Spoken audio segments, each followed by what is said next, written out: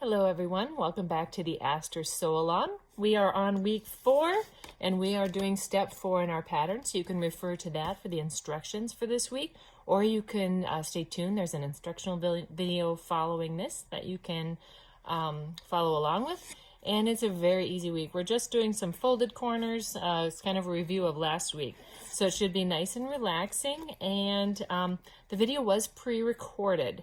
So I do refer to what we'll be doing next week, but we are actually starting our holiday break next week. So I don't know if you remember our schedule from before.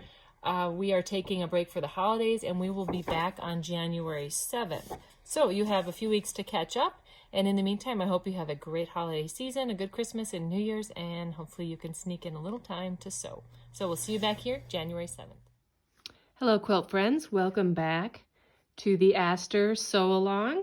We are on step 4 this week. So what you're going to want to do is gather up your little blocks that look like this that we made a couple weeks ago, and the blocks that we made from last week. And then you're going to want to grab the matching colored 2 3/4 inch squares that matches this print here. So you can go ahead and lay those pieces out. Then we're going to do a whole bunch of folded corners again. And because we've done this before, I'm not going to go over the technique. If you need to, you can refer back to last week.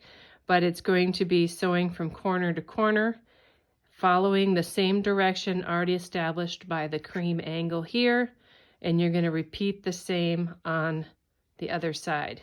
So what you're going to end up with is 2 blocks that look like this. Aren't they cute? And then what we're going to be doing next week is putting these pieces together to make our fun little base block. So for this week, you're going to make 4 and 4 reverse of each color combination. You should have a bunch of color combinations made.